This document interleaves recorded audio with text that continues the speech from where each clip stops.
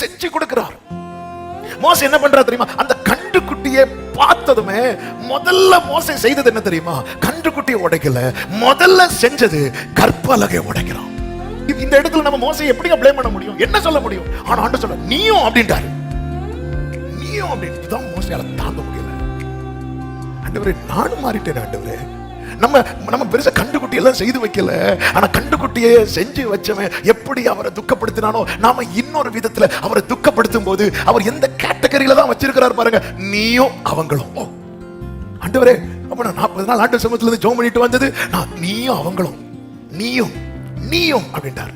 நீயும் எடுத்ததும் நீயும் அப்படின்ட்டார். இது அவர் எக்ஸ்பெக்ட் பண்ணல, மோசே எதிர்பார்க்கல, ஆண்டவர் எதிர்பார்க்கல. நீ சமூகத்தில் இருக்கு, நான் அல்லவா செஞ்சு கொடுத்தேன், நான் அல்லவா இந்த குடும்பத்தை உனக்கு ஏற்படுத்தி கொடுத்தேன், இது என் கையல்லவா உருவாக்கி கொடுத்தது, இப்படி உடைச்சிட்டு நிக்கிறியே, இது நான் அல்லவா உனக்கு செஞ்சு கொடுத்தேன். அவருடைய கையல்லவா இந்த கற்பலகைகளை செதுக்கினது. 34வது அதிகாரத்தில் எடுக்க வேண்டாம்.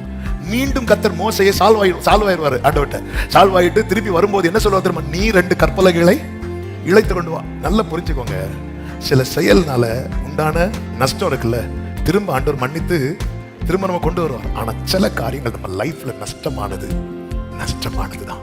இனி மோசைக்கு எது இல்லாது தெரியுமா? அவரே செஞ்சு கொடுக்கிற அது இல்ல. நம்ம என்ன தெரியுமா நினைக்கிறோம்? இதை பண்ணிடுவோம், அடுத்த வாரம் மன்னிப்பு கேட்டுருவோம், நமக்கு ஜீவன் சுகம் பலன் தந்து நம்ம அடுத்த வாரம் மன்னிப்பு கேட்டோம். ஆண்டவர் மன்னிப்பாரா? மன்னிக்க மாட்டாரா? மன்னிப்பார். ஆனா கைவிட்டு போனதுதான், உடைஞ்சு போனதுதான் நஷ்டமானதுதான். மோசே இனி நான் இதை செய்யவே மாட்டேன். மாம்ச கிரியையினால, கோபத்தினால, வைராக்கியத்தினால நாம எடுக்கிற சில காரியம் குடும்பம் உடையுது. அவன் எத்தனை உறவுகள் பிரேக் ஆகுது தெரியுமா? நம்ம கேட்டா நம்ம கிட்ட 1000 நம்முடைய கோபம் நியாயமான கோபம் தான், எல்லாம் தான். நீ கன்றுக்குட்டி எல்லாமே உடைக்கணும். நீங்க என்ன அவங்க கூட சேர்க்கவே இல்லையா ஆண்டவரே? இப்போ என்ன மோசே பார்த்தார், என்ன செய்தார் தெரியுமா?